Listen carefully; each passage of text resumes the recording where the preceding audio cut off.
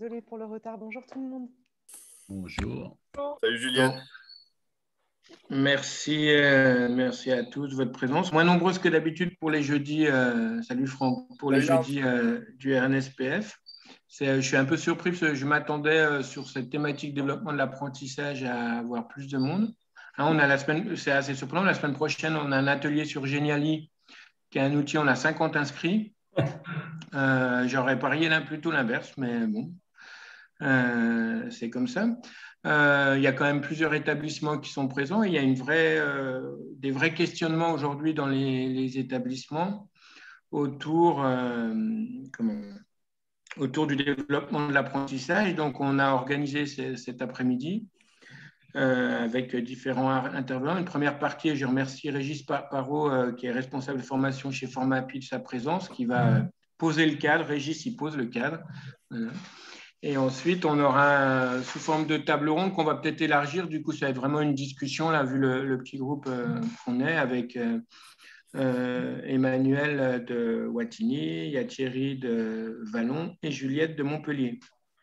Voilà. Et puis, avec Olivier, en général, on pose les bonnes questions pour mettre les gens en difficulté. Et puis voilà, tout se passe bien. Tout se passe bien. Ce matin, j'étais en jury UC1-2, alors faites gaffe. Il faudra être...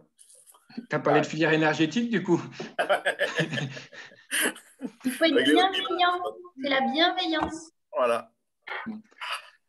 Comme on n'est pas très nombreux, Fred, on peut peut-être faire un petit tour de table. Rapidement, ouais, allez, hop, c'est parti. Je ne sais pas qui commence.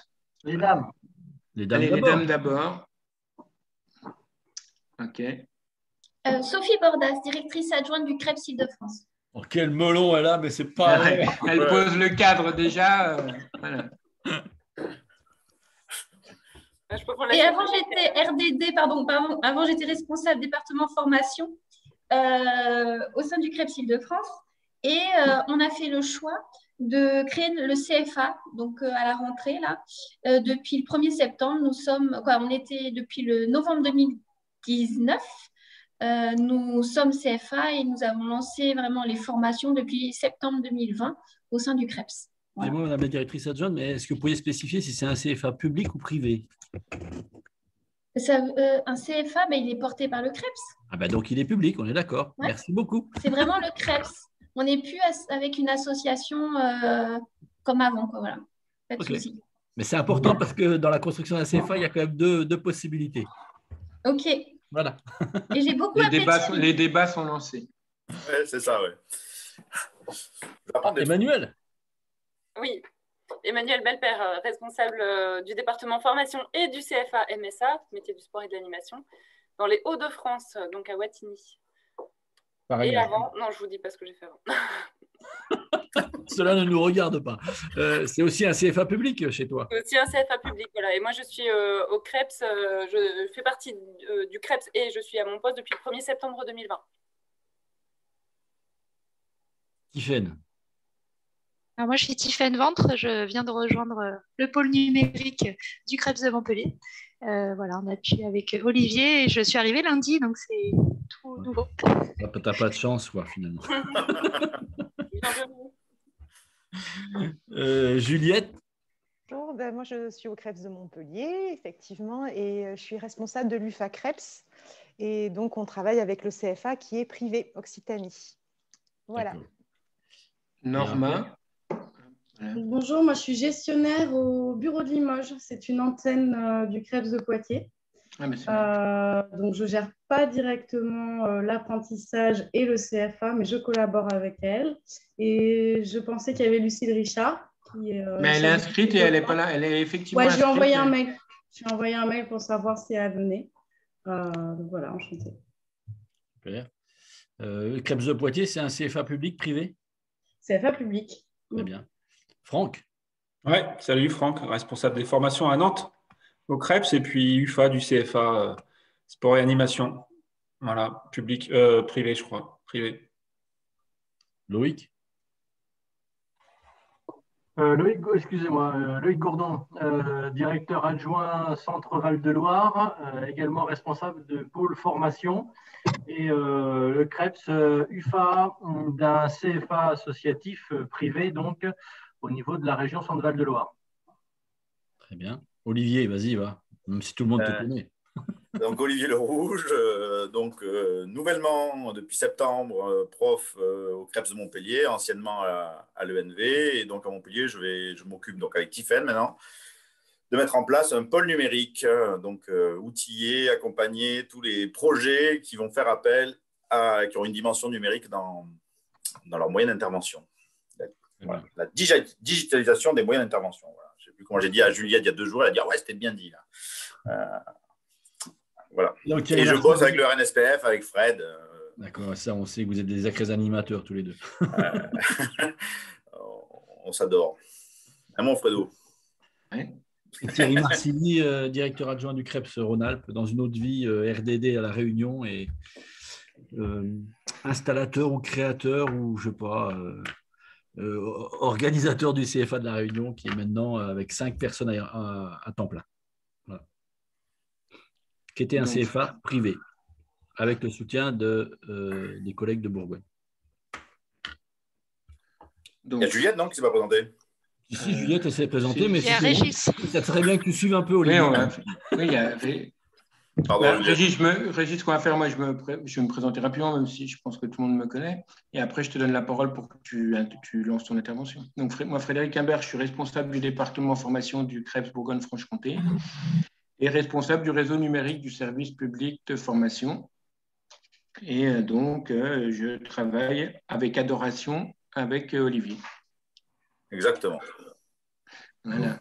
Et je donne la parole à Régis, qui va se présenter et enchaîner sur cette première partie de l'après-midi. Bonjour à toutes et à tous. Donc, Régis Parot, je suis directeur adjoint de l'organisme de formation CFA Formapi, CFA privé. Donc, mon rôle dans la boutique, c'est d'essayer de mettre en place des formations et de développer l'apprentissage au sein de ces formations. On est un CFA hors les murs. Donc, on a des antennes un peu dans les endroits où on est sollicité, alors essentiellement en Bourgogne-Franche-Comté, parce que c'est notre lieu de création. Voilà. Et donc, je vais essayer de voir avec vous. Alors, le cadre, je ne suis pas sûr qu'il soit tout à fait comme ça. Hein. J'ai peur qu'il soit un peu comme ça, mais le cadre de la réforme fait que, justement, il y a beaucoup de mouvances dans la mise en œuvre des formations par apprentissage, on va dire. Et donc, je vais essayer de voir avec vous d'abord en fonction des questions que vous avez et puis des choses qu'on peut vous apporter. Il y a des choses, je pense, que vous connaissez, donc on va passer très vite. Parce que je veux pas vous...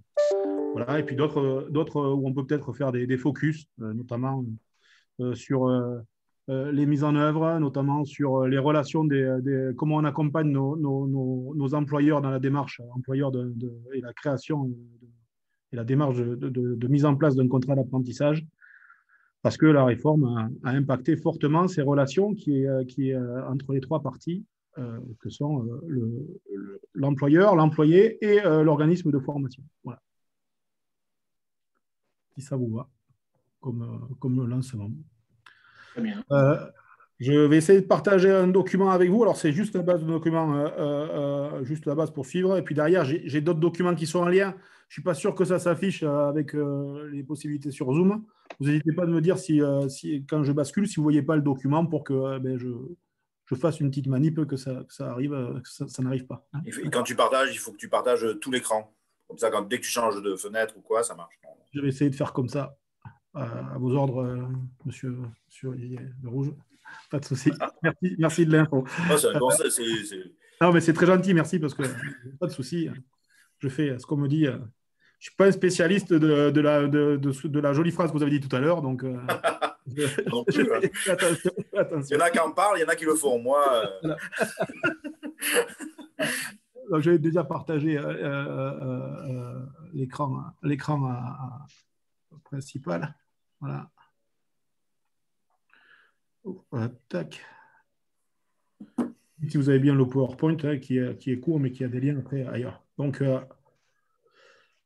tac. Voilà. Donc, la formation à l'apprentissage, donc sur la mise en place du contrat dans les structures. La réforme, elle a impacté, on va dire, 3 points. Excusez-moi, la réforme, elle a impacté 3 points importants. Hein. c'est le niveau d'intervention des acteurs qui sont aujourd'hui marqués par une prédominance de lien entre la relation employeur et le financeur. Avant, dans l'ancien monde, il y avait un lien fort entre l'organisme de formation et le financeur. Aujourd'hui, ce lien, il est plus si naturel. Aujourd'hui, la démarche, elle incombe beaucoup à l'employeur. Et c'est là où on a rencontré beaucoup de difficultés. Et de par l'expérience que l'on a, je vais essayer de vous montrer les écueils qu'on a pu avoir. La démarche, par contre, elle a été plus précise, tout simplement parce qu'elle est devenue nationale. Et du coup, automatiquement, des fois, on avait des liens avec les CCI qui étaient différents selon les régions et du coup, ou les chambres consulaires. Et du coup, c'était un peu compliqué des fois d'avoir une démarche cohérente sur l'ensemble des contrats. Alors, pour information, aujourd'hui, Formapi, c'est 1160 jeunes en apprentissage. Donc, on travaille avec 10 OPCO sur 11 dans la relation avec les financeurs. À notre grand regret par rapport à ce qui avait été annoncé au départ, 10 OPCO, ça fait 10 plateformes différentes aujourd'hui de prise en compte des documents à déposer, avec, comme je vous l'ai dit, une prédominance sur la relation employeur-financeur qui fait qu'aujourd'hui, le visuel de la plateforme des OPCO est différent suivant que vous soyez employeur ou organisme de formation. Donc, c'est compliqué d'accompagner quelqu'un pour lui dire « vous faites ça, vous cliquez là » lorsqu'il n'a pas la même image que vous. Ce n'est pas évident.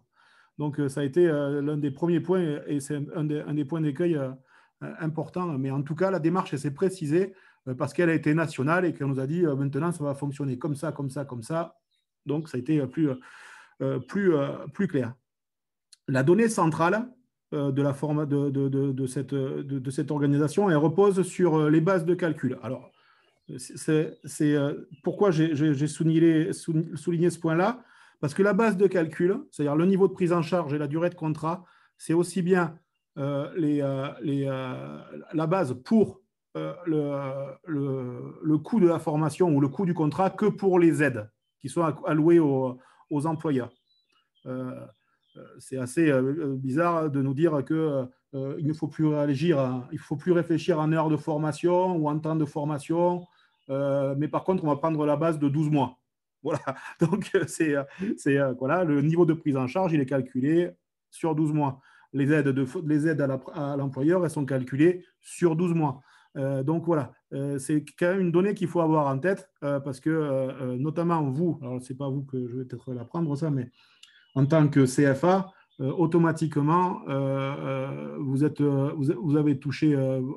en cours de recevoir ou vous avez touché vos niveaux de prise en charge qui sont calculés d'abord par rapport au NPEC et puis au dernier versement par rapport à la durée de contrat pour l'ajustement. Donc voilà, ça, c'est des données qu'il faut avoir parce que des fois, quand on est organisme de formation et qu'on va faire des budgets prévisionnels, lorsque les contrats durent 10 mois ou durent 14 mois, ce n'est pas exactement la même chose dans le coût de la prise en charge.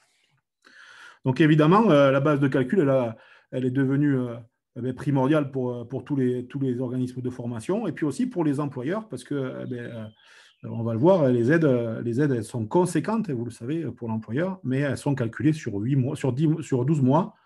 Et au 13e mois, ce n'est plus le même calcul, et ainsi de suite. Donc, il faut quand même avoir ça en tête pour pouvoir bien accompagner les gens. Alors, je ne l'ai pas dit au départ, mais vous n'hésitez pas à me couper si vous avez des remarques ou quoi que ce soit. Il n'y a pas de souci par rapport à ça. Alors, la mise en œuvre. Alors, pour qui ? Alors, on va y revenir. Hein. Donc, d'abord, pour quelle typologie d'employeur ? Après, évidemment, pour quel jeune ? Et évidemment, en préambule, je dirais, pour quel type d'organisme de formation ? Pour le type d'organisme de formation, il faut être CFA, avoir l'autorisation de porter des contrats d'apprentissage. Et même si j'ai pris la discussion en cours, je pense qu'en plus, vous êtes tous confrontés à la démarche Calliope que sous-entend aussi cette mise en place d'organismes de formation qui a tendance à nous faire transpirer pendant quelques jours et qui, après, nous a tendance à occuper notre esprit pour tout le reste de notre vie sur la mise en œuvre des formations, je veux dire. Voilà. Donc, la démarche, elle Elle a été compliquée. J'avais eu Thierry sur des échanges rapidement. J'ai dit désolé, je ne peux pas te répondre, je suis en plein dedans. Donc, voilà, on a été comme tous secoués par la mise en œuvre. En tout cas, voilà, pour l'organisme de formation, il faut être évidemment CFA pour avoir le droit de porter des contrats d'apprentissage. Voilà, ça, c'est la règle. Voilà. Alors, en termes de formation, donc c'est des formations qui sont éligibles à l'apprentissage, déclarées au RNCP, ainsi de suite, tout ça. Vous savez. Il y a une différence pour les employeurs, et on va y revenir, on fera un focus là-dessus, sur les employeurs publics ou les employeurs relevant du droit privé. Voilà, il n'y a pas les mêmes traitements. Hein.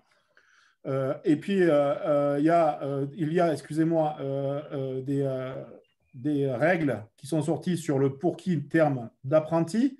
Donc, on a toujours la règle de base qui dit un apprenti doit avoir normalement, dans le cas le plus général, entre 16 et 29 ans et 364 jours, on va dire. Voilà.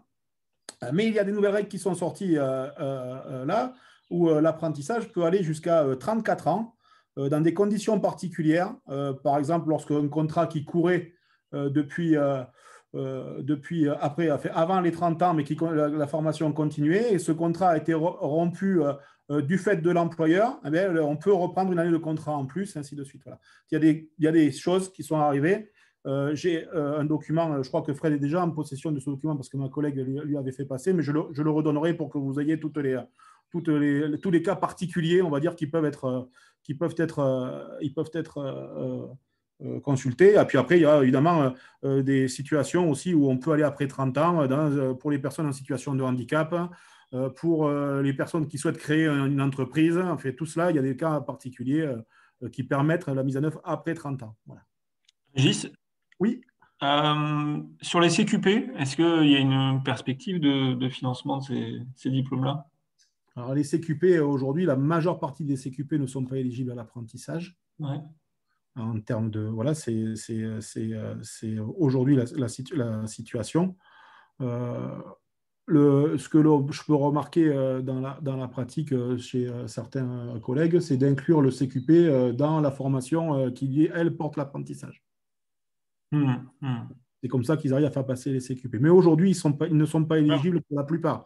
99% de mémoire, 99%, il y en a certains qui avaient réussi à passer outre en passant par le répertoire spécifique. Voilà. Mais autrement, ils sont pour la majeure partie pas éligibles. Ça marche. Merci. Ça a peut-être changé, parce que je sais que c'est une demande qui est de plus en plus faite c'est pour ça, des branches, mais aujourd'hui, ça ne l'est pas.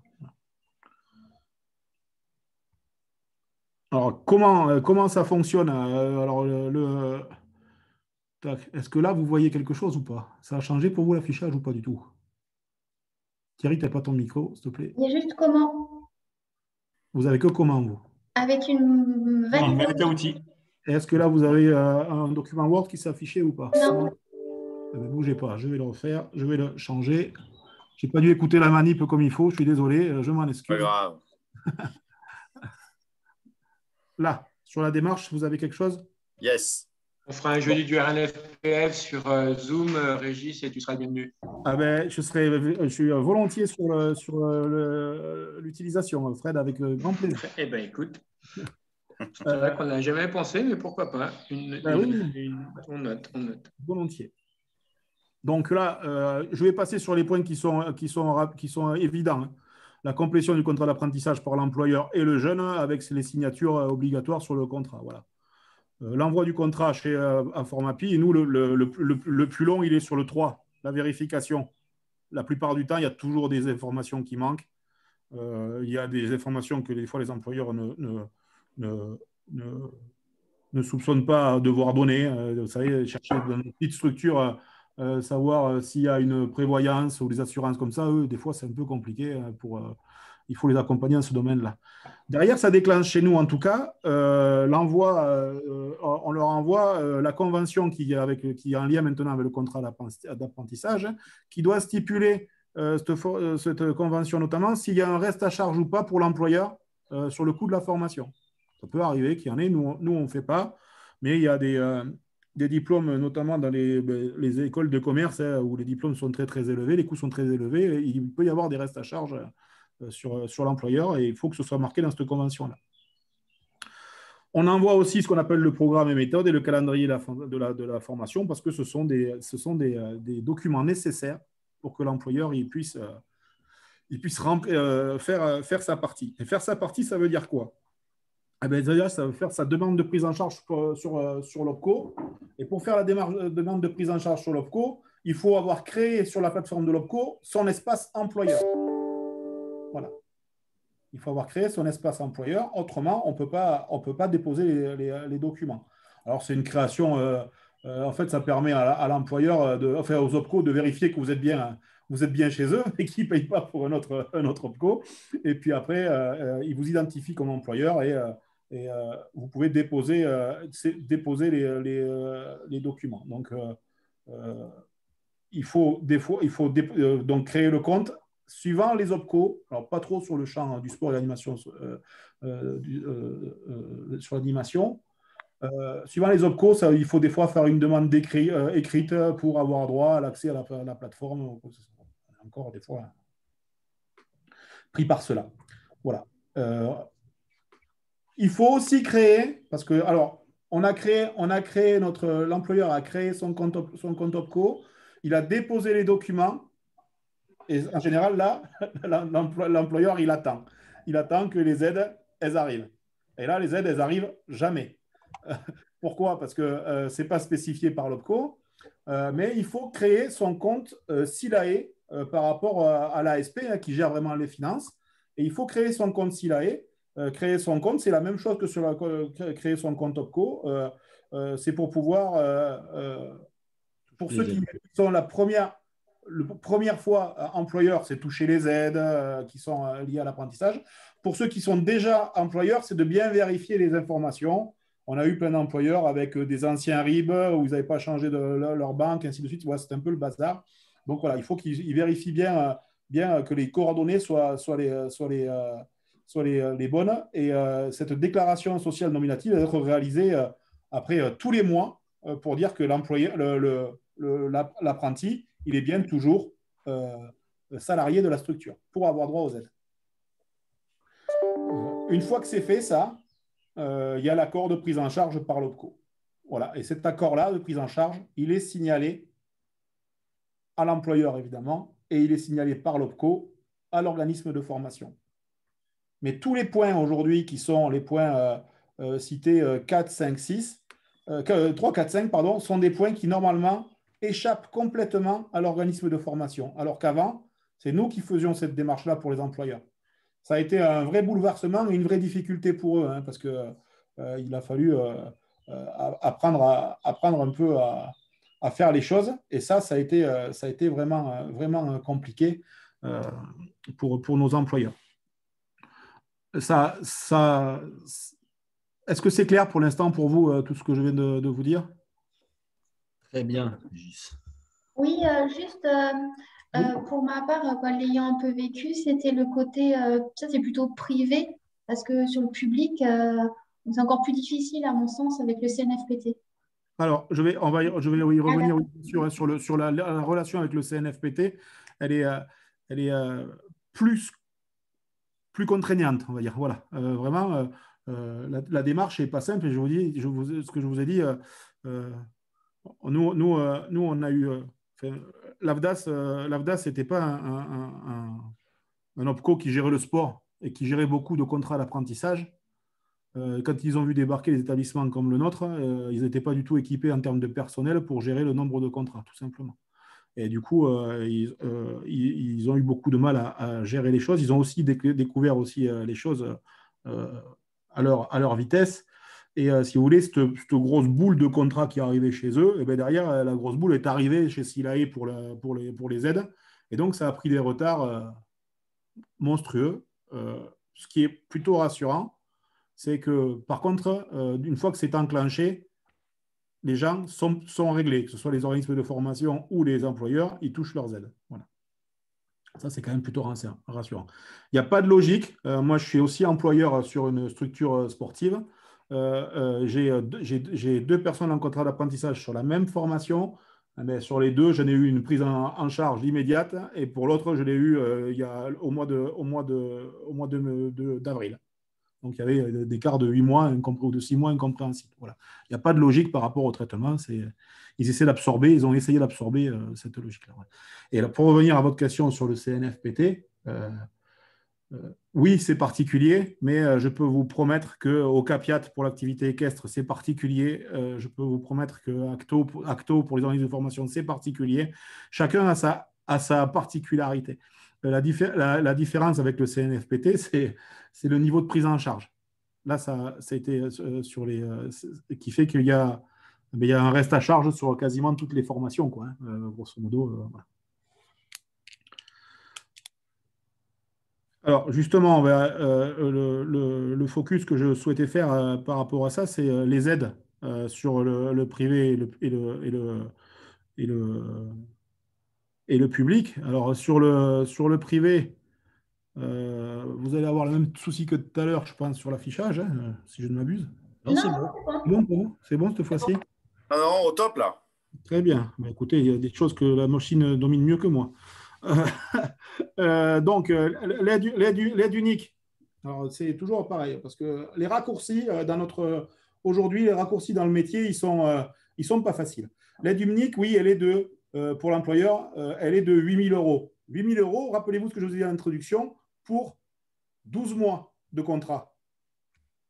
Parce qu'elle est proratisée. L'employeur, il touche la somme divisée par 12e, on va dire. Voilà. Elle est 8 000 € pour un contrat de 12 mois mensualisé. S'il y a 13 mois, on bascule sur une deuxième année. Deuxième année, c'est 2 000 €, c'est plus 8 000. Donc, c'est un 12e de 2 000. D'accord? C'est comme ça que ça fonctionne. Voilà. Ça, autrement, ils ont des surprises parce qu'ils se disent souvent, ben, c'est bon, on repart sur 8 000 comme un contrat d'apprentissage, ça peut durer pour une formation, ça peut durer 17 mois, hein, on va dire, hein, à peu près. Hein. 3 mois avant le début de la formation, 2 mois après. Donc, sur 12 mois, il peut durer 17 mois. Donc, ils pensent prendre la totalité, mais ce n'est pas le cas. C'est calculé comme ça. 8 000 sur 12 mois, sur les 12 premiers mois. Et puis après, on est sur le 12e ou le Xème de 2 000, et ainsi de suite. D'accord? Ça, il faut qu'il l'ait en tête. Régis, c'est une question, moi. Ça veut dire que une formation d'apprentissage qui durerait 18 mois, il toucherait 12 000, enfin 8 000 plus 6 fois, 4 fois. Ouais, sur 2 000, calculé sur 2 000 après. Voilà. Ouais, d'accord. Ça a changé quand même, hein, ces aides par rapport à avant. Ben avant, c'était la même chose, sauf que le grand écart n'était pas le même. C'était 4 125 et 2 000. C'était toujours pareil. Hein. Ouais. Il y a eu sachant que là, a priori, les 8 000 €, c'est reconduit jusqu'à la fin de l'année seulement. Alors là, c'est ce qui est marqué sur le document. C'est jusqu'au 31, pour tout contrat signé, jusqu'au 31 décembre 2021. Voilà.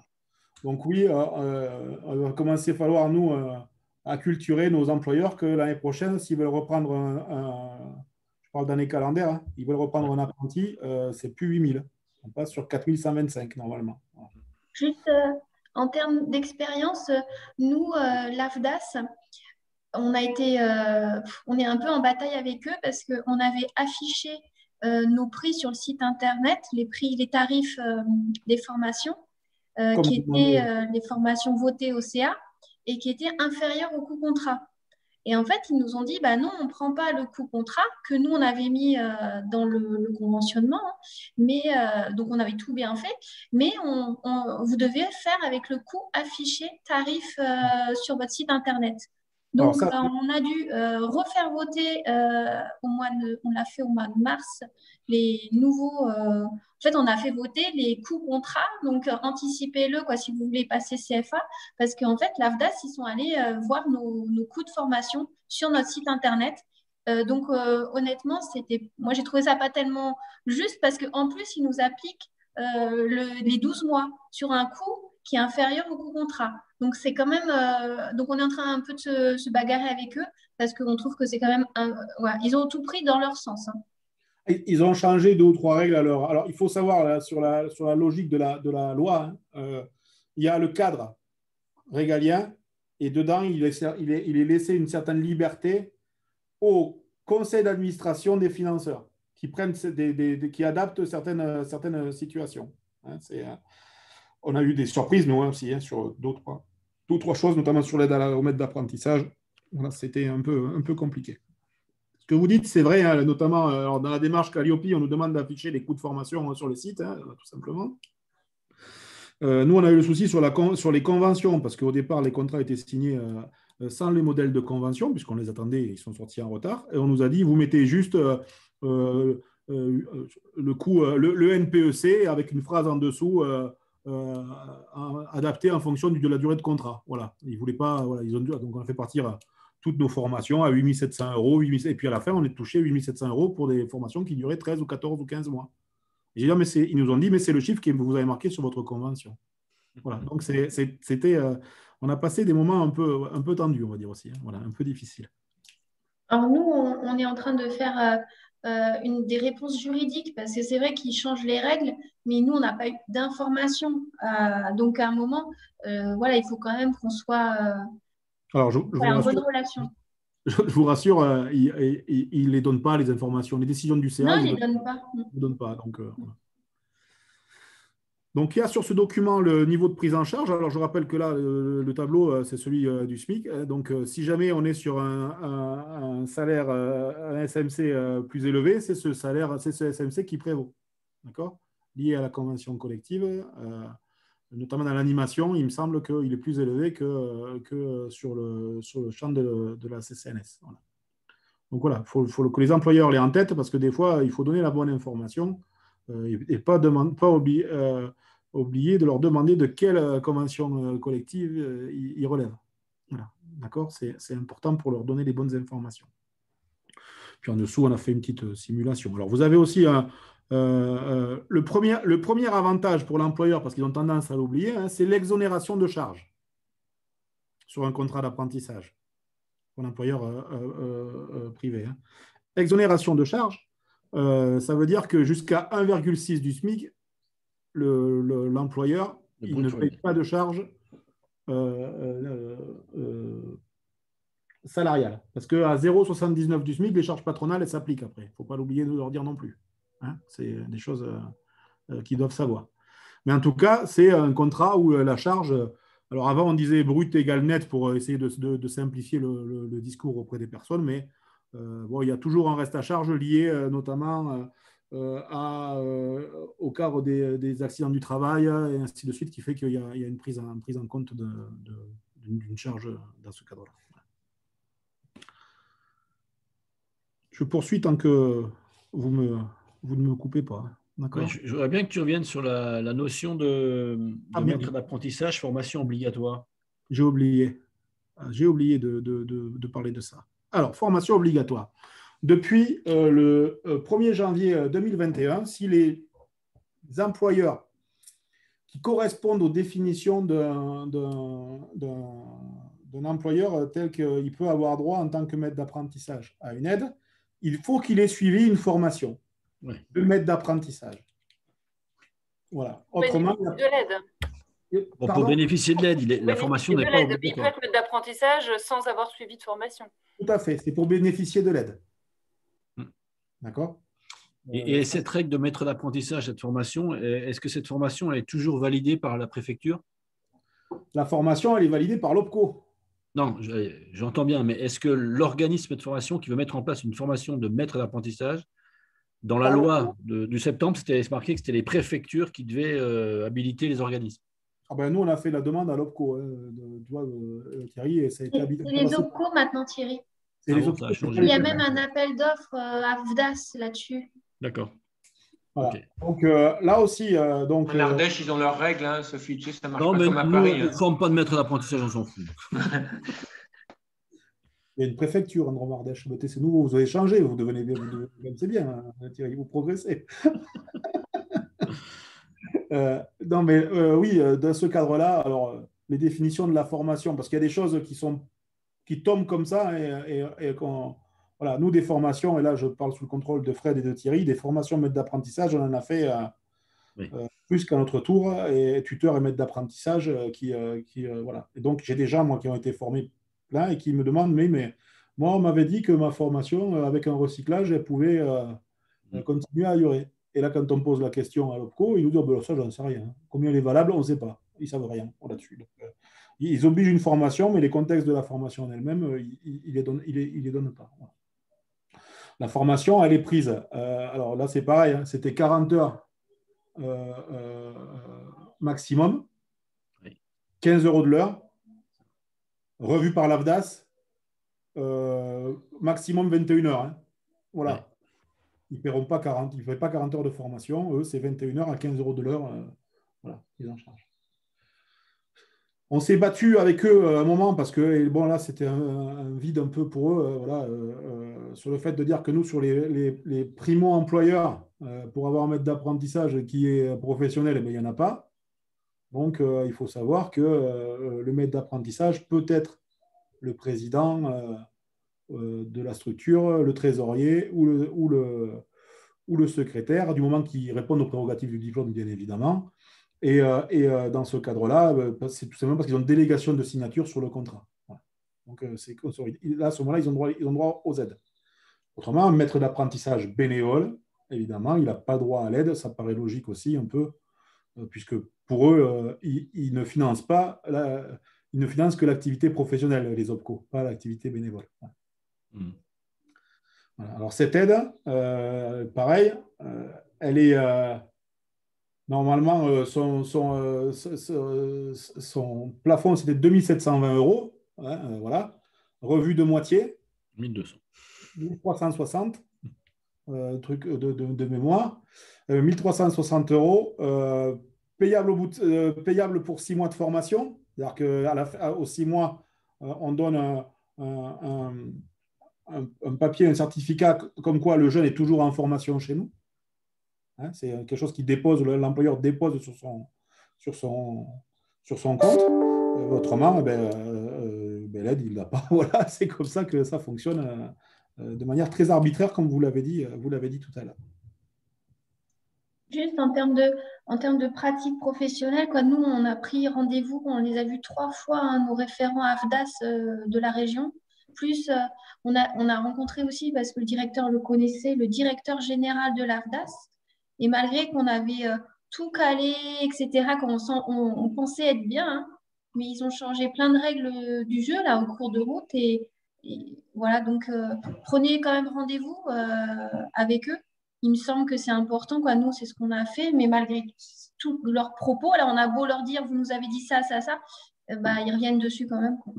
À chaque conseil d'administration, ils retouchent les choses, c'est ça qui est difficile.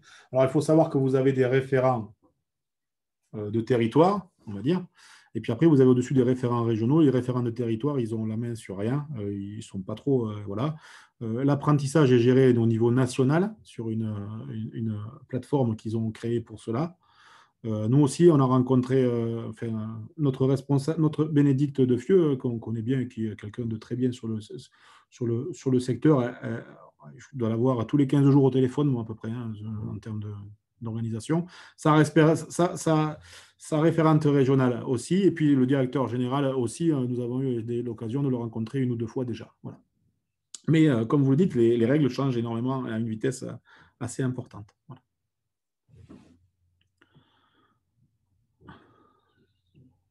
Alors, concernant le public,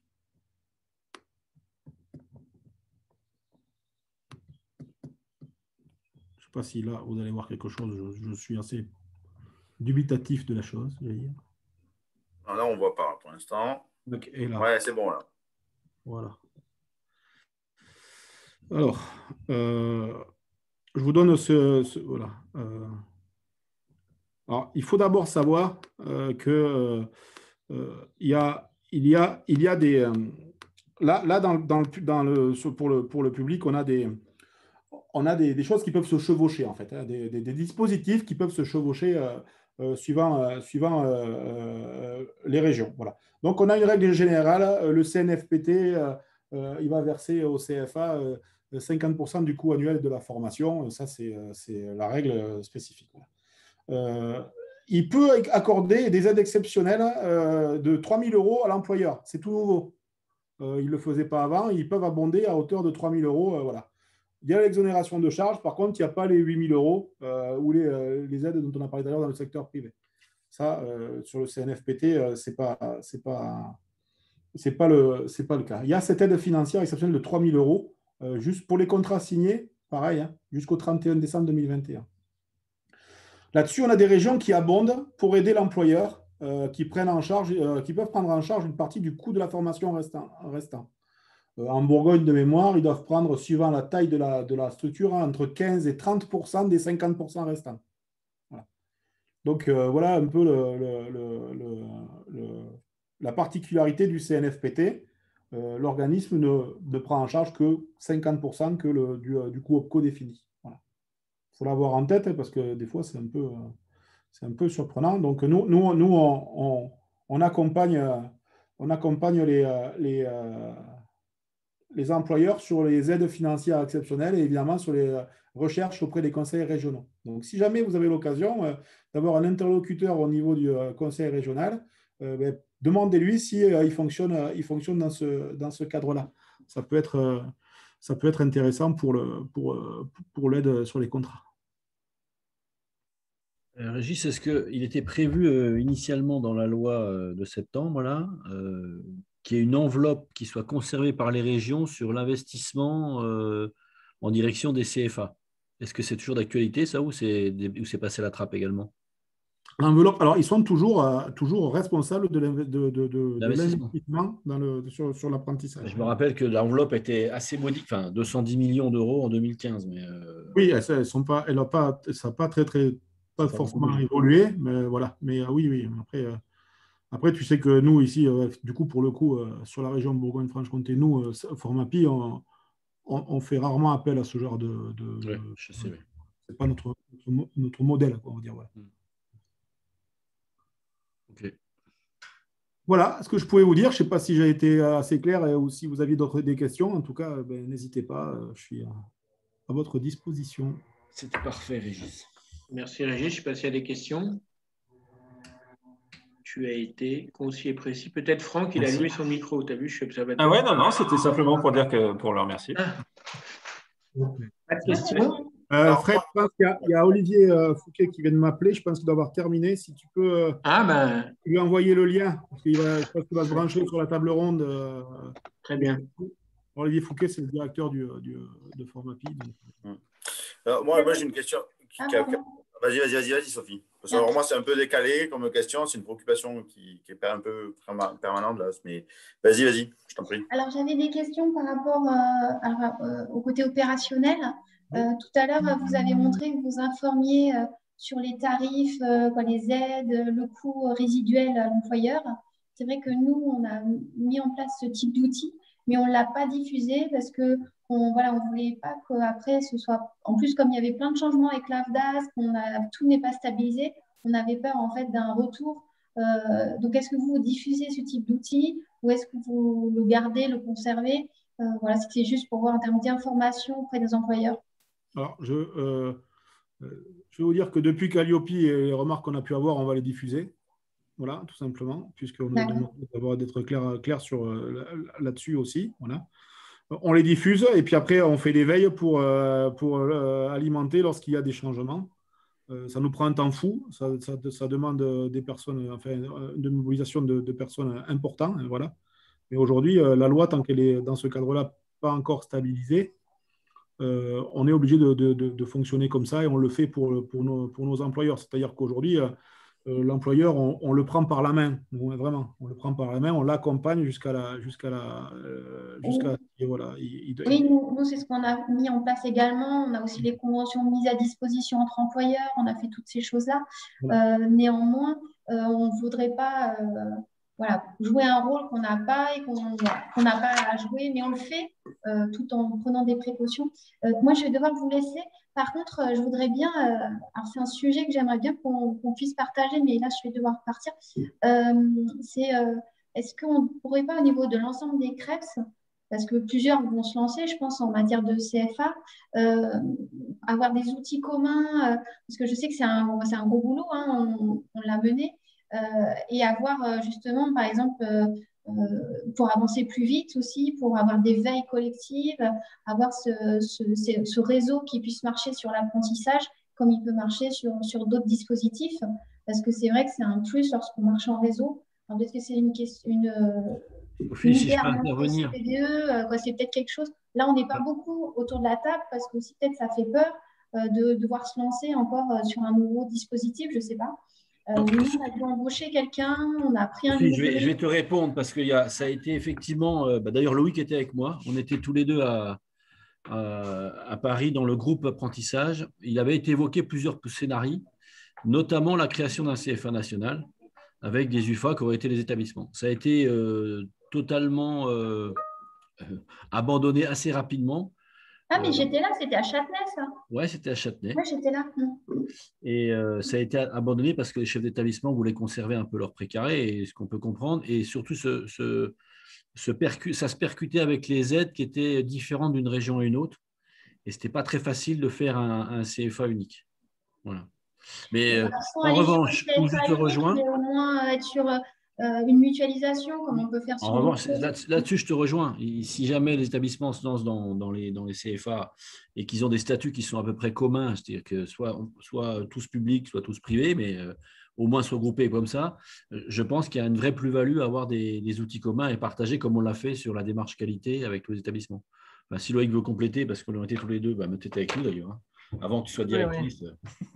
Oui, non, il y a cette histoire-là. Et puis, il y a effectivement aujourd'hui le contexte qui nous permet, réglementaire, qui nous permet en fait d'ouvrir.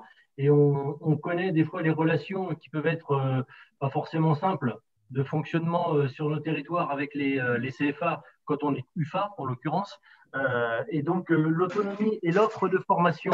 Et je vais même un peu plus large sur le retoilettage de l'offre de formation et de ce qui va un peu nous percuter dans les quelques années à venir là, dans nos établissements, sur notre modèle économique, sur notre modèle de formation, d'offres, etc.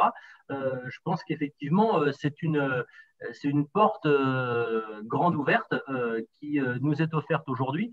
Moi, dessus, je suis tout à fait, je te rejoins Sophie, je suis plutôt aussi partie prenante sur le fait de pouvoir avoir un peu de travail parce qu'il y a certains de nos collègues qui ont cette expérience-là et d'autres qui vont se lancer. Moi, aujourd'hui, j'ai freiné un petit peu en disant priorité Calliope, on verra plus tard pour le CFA, mais c'est vraiment dans le projet d'établissement que j'espère, avant de partir, en tout cas dans les quelques années à venir, pouvoir mener parce que ça devient compliqué d'être UFA. Voilà. Aujourd'hui, par contre, il y a un certain nombre de choses qui me paraissent un peu compliquées par rapport à mon établissement sur l'implication, sur le modèle économique, sur l'organisation, sur le temps passé, sur l'efficience aussi, pour le coup, sur la formation des personnes également, de s'approprier un dispositif qui n'est pas toujours très simple quand on n'a pas été dedans, voilà. D'avoir également une implication à un moment donné aussi des PTP, hein, des formateurs. Voilà, il y a du temps de formation nécessaire aussi, d'appropriation d'outils. Donc tout ça, ça prend du temps. On est très très pris, on le sait tous, hein, dans nos activités. Et aujourd'hui, c'est un vrai projet. Donc je pense que si on doit passer un peu plus d'établissements à devenir CFA, dans les projets qui peuvent être définis dans chacun des établissements sur le territoire, c'est bien qu'on puisse commencer à bosser avec l'expérience des uns et des autres sur des outils comme on a pu le faire voilà, avec Calliope et avec d'autres choses. Hein, je pense au Memento aussi pour les très très anciens, le Memento des responsables de département qui est maintenant le numérique, etc. Voilà, il y a des choses qui évoluent et je pense qu'il faut vraiment qu'on puisse aller là-dessus. Si on ne va pas sur l'apprentissage, je pense qu'on loupera stratégiquement dans nos établissements dans les années à venir là un vrai passage. Et, du coup, vas-y Thierry. J'avais une question qui était la destination de Régis, parce que beaucoup d'établissements sont soit UFA, soit parfois CFA, et c'est vraiment la question que se posent beaucoup d'établissements, de basculer d'UFA à CFA. Et moi, j'aurais voulu savoir la relation que vous avez avec vos UFA, parce que moi, je suis rattaché au CFA Rhône-Alpes, j'ai qu'une hâte, c'est de me barrer, quoi. Honnêtement.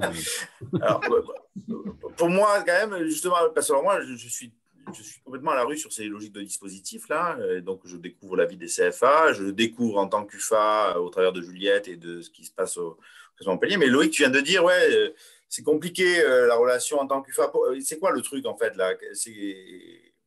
Alors, la relation, elle est complexe. Alors, après, il y a aussi, en fonction des territoires, une histoire. Voilà. Oui, non, mais je ne veux pas parler de l'histoire de Montpellier, etc. En l'occurrence, là, cette année, peut-être aussi, contexte faisant, où la nouvelle appropriation, aussi les relations OPCO avec les employeurs et puis les CFA, on se retrouve avec, nous, de par la convention qui nous lie avec le CFA, on se retrouve avec des non-règlements de parcours.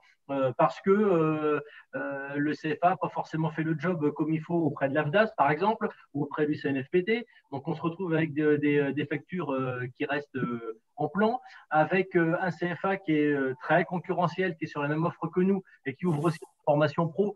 Donc, voilà, il y a un certain nombre de tensions. La région étant sortie là-dessus, le CFA, pour nous, est sorti des murs, en fait, qui vraiment s'était financé totalité par la région. Donc, il y a eu des petits quiproquos, c'est très, très, très tendu. Et aujourd'hui, nous, on va en payer un petit peu le prix. Aujourd'hui, on a une petite vingtaine sur les grosses années. On a entre 15, une quinzaine, un peu plus d'apprentis via cette convention-là. Mais c'est pour ça qu'aujourd'hui, nous, sur le traitement et la maîtrise, en tout cas de nos stagiaires, alors là pour le coup les apprentis, on aimerait avoir effectivement plus de maîtrise et puis pouvoir avoir une offre plus ouverte qu'elle n'avait été avec la région, avec le CFA. Voilà, on voudrait vraiment avoir la main là-dessus, quoi, voilà, concrètement. Mais aujourd'hui, je vais peut-être porter le témoignage de mon établissement où on a eu FAD Formapi, donc on travaille régulièrement avec Régis. La direction a fait le choix, en accord avec la région, et l'équipe des formateurs d'ailleurs, de rester UFA plutôt que de passer CFA. Là, la décision a été prise au dernier conseil d'administration, après une réflexion qui n'était pas simple sur à la fois j'entends bien ce que tu peux dire, Loïc, les problèmes que tu peux rencontrer, le positionnement, la notion d'indépendance. Finalement, le choix a été fait de rester, de renforcer les relations avec Formapi. Parce que la démarche administrative nous paraissait finalement lourde pour peu de développement de l'apprentissage. C'est-à-dire, à partir du moment où on se dit on devient CFA, on va dire on va gagner 2 ou 3 000 euros, pour faire très trivialement, on va se dire on va gagner 2 ou 3 000 euros en plus par apprenti.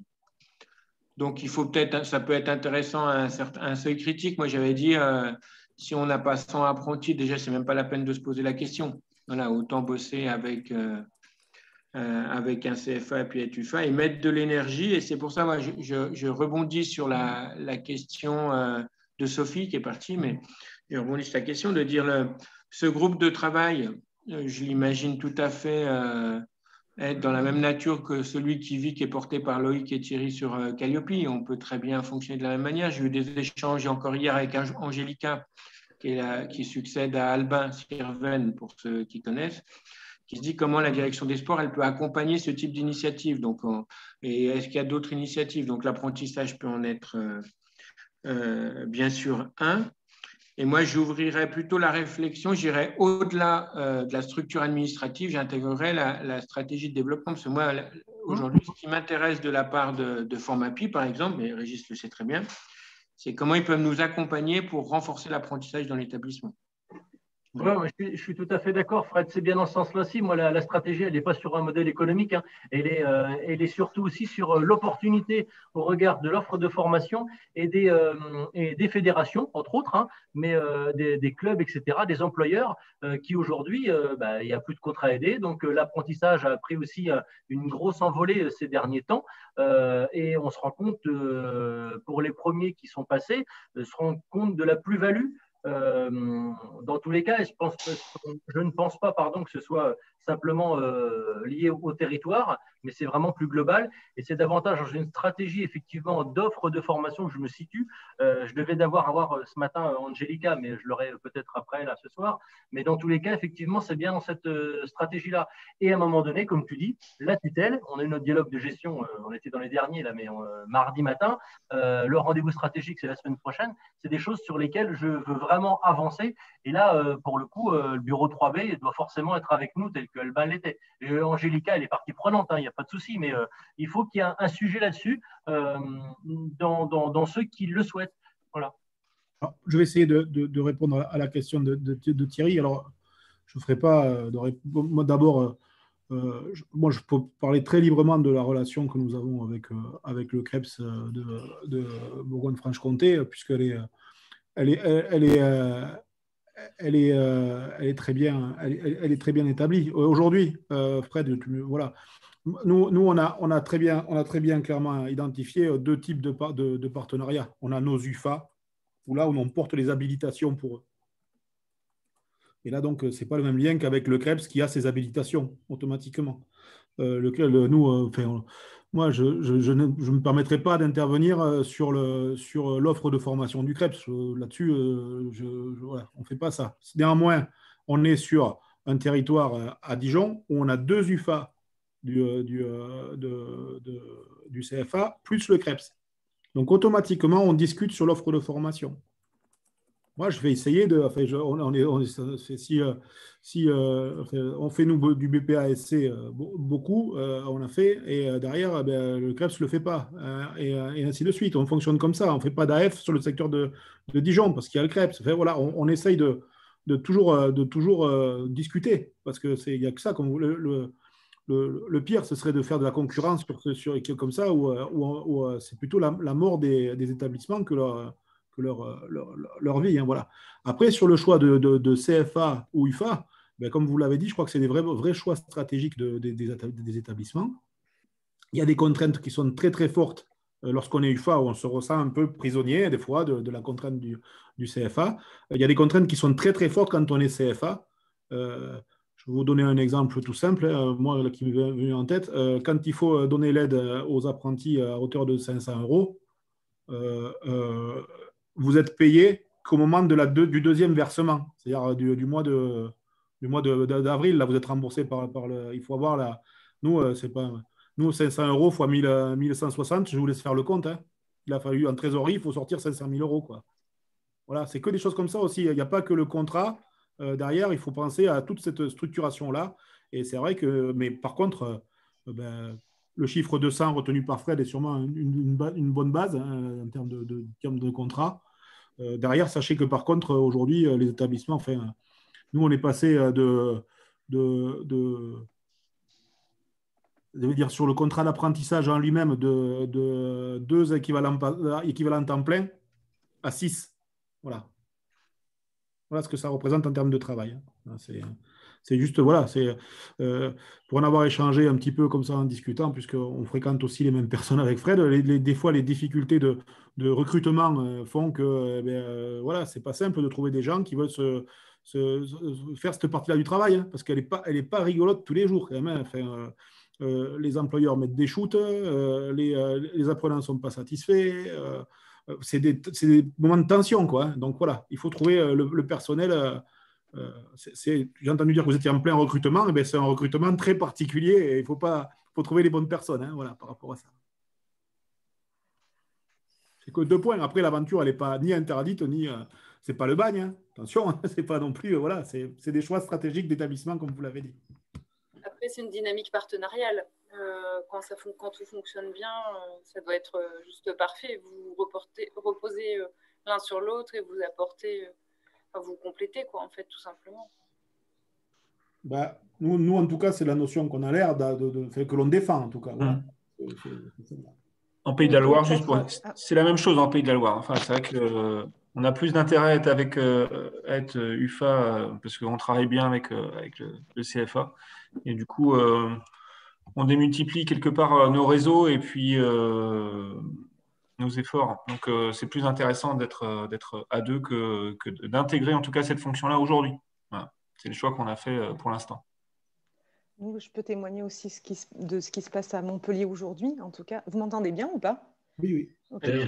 Super. D'accord. Donc, effectivement, avec le CFA qui avait... il y a un passif un peu depuis 10 ans. Depuis peu après, il a été Occitanie. Donc, en fait, le CFA est plus gros.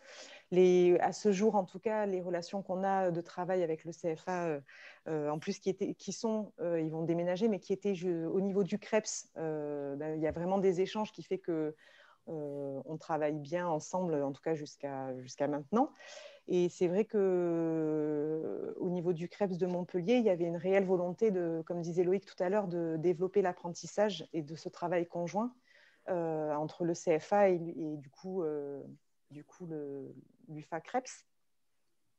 Et en fait, on a vraiment soit des promos qui sont complètement avec un financement qui est exclusivement en apprentissage, mais on a aussi des apprentis dans des promos qui sont plus mixés. Et finalement, c'est assez riche. Mais je rejoins effectivement ce qui avait été dit, je crois, par Régis. C'est-à-dire qu'effectivement, le CFA a grossi. Au début, on était ils avaient pas mal d'organismes de formation partenaires qui proposaient différentes formations. Et là, aujourd'hui, ils sont pas loin d'être... Enfin, ils ont des partenariats avec une trentaine d'organismes de formation différents. Et du coup, ils sont passés effectivement de 4 à 8 personnes. Donc, voilà, c'est vrai que c'est quelque chose qui a bien grandi, bien grossi. Et en tout cas, voilà, ça se passe comme ça, pas chez McDonald's, mais à Montpellier. Mais Thierry connaît bien la maison chez nous. Quand il est parti, alors je ne sais pas combien on était en termes de nombre, Thierry, mais... je crois que vous étiez autour de 600 apprentis à peu près. Voilà, donc on a doublé. On était combien en termes à la maison à l'époque? On devait être une dizaine. Et là, on est 26 TP. Hein. Ouais. Juste sur la gestion, sans mise en place de formation, parce que je vous rappelle, nous, on est un CFA Romur aussi, hein, comme les Fred Modin sur l'Occitanie. Donc, on est un CFA Romur. On ne met pas en place, nous, nos formations. Par contre, il y a des choses qu'on gère. On l'a dit tout à l'heure à propos du CREPS. Mais on gère aussi ce qu'on appelle une commission éthique et territoire pour pas que nos UFA, entre elles, fassent une concurrence malsaine. Parce que c'est ça aussi. Hein. On peut avoir la situation dont vous parliez tout à l'heure, entre une concurrence entre le CFA pour vous et puis l'UFA. Nous, on peut avoir la concurrence entre 2 UFA. Hein. Donc, voilà. On est depuis la réforme, on est rentré dans un champ concurrentiel. Déjà, il faut l'accepter. C'est comme ça. C'est bien, pas bien. Là-dessus, moi, je n'ai pas d'avis. C'est juste la situation actuelle. Et du coup, il faut gérer ce champ concurrentiel. Et je pense qu'on a intérêt de le gérer plutôt en bonne intelligence, parce que ça peut faire des dégâts, et notamment, surtout, en termes d'employabilité de nos jeunes aussi, puis en termes d'employabilité des organismes, tout simplement. Après, si je peux juste ajouter quelque chose par rapport à la dimension qu'il faut pour avoir un équilibre, je dirais, budgétaire et financier. Il y a plusieurs choses qui s'entrechoquent. Déjà, effectivement, le nombre. Moi, le CFA que j'ai créé à La Réunion, on n'était pas monté mais j'avais eu un soutien assez fort des CFA de Bourgogne. Et heureusement, d'ailleurs, on est parti avec 7 apprentis. Maintenant, ils sont 148. Voilà. Et ça, de 2016 à maintenant. Donc, oui, en 5 ans, la montée est exponentielle. Il y a un gros souci dans nos établissements actuellement, c'est la comptabilité analytique qui est imposée dans le suivi financier des établissements, enfin des CFA. Et quand on n'a pas des cohortes qui sont 100% apprentis, c'est un vrai casse-tête de savoir les fluides, les machins, les trucs. Et donc, c'est en ça où ça peut être très intéressant d'être UFA d'un CFA, parce que c'est eux qui vont gérer un peu cette cuisine interne, même s'ils sont en collaboration avec nous, bien entendu. Mais malgré tout, c'est pour moi un des freins essentiels. Et il y a beaucoup d'établissements publics, dont les agents comptables et les chefs de service financier ne sont pas très chauds pour basculer sur une comptabilité analytique, parce que ça leur pose un réel problème d'organisation interne. Voilà, donc je voulais juste témoigner de ça, parce que c'est un vrai souci. Je me permets, je confirme, parce que nous, on est CFA, en fait, et donc ça impose une certaine rigueur en termes de suivi au niveau, enfin voilà, le lien avec le service financier, il doit être hyper étroit et rigoureux, et d'autant plus depuis cette année, puisqu'on a ouvert toutes nos formations à l'apprentissage, en fait, et la mixité des formations, à la fois, c'est une richesse, en fait, hein, parce que du coup, on a développé l'apprentissage, on a 170 apprentis, et je pense qu'on pourrait même faire plus, en fait. Mais du coup, c'est très compliqué après pour identifier au niveau budgétaire et financier. Du coup, Emmanuel, toi qui es CFA avec 170 apprentis, est-ce que tu as, en termes de ressources humaines, tu as combien de personnes qui travaillent avec toi par rapport à la gestion de l'apprenti même? Parce que s'il y a des promotions qui sont mixtes, j'imagine que tes responsables administratifs, elles doivent gérer l'ensemble de la cohorte, ou elles gèrent simplement ceux qui ne sont pas apprentis et quelqu'un qui gère que les apprentis? Alors en fait, auparavant, avant mon arrivée, il y avait justement une scission, le département des formations et le CFA en fait. Et donc il y avait un responsable de département et un responsable adjoint qui était responsable du CFA. Et donc moi je suis arrivée, il y avait plus de responsable adjoint. Et j'ai fait le choix de ne plus en reprendre, en tout cas pour le moment, tant que ça tient. Et c'est plutôt tant que je tiens. Et surtout, ça me permet de casser cette scission entre le département des formations et le CFA-MSA, parce qu'à part sur les aspects financiers et budgétaires, c'est une scission qui, pour moi, ne doit pas exister, en fait.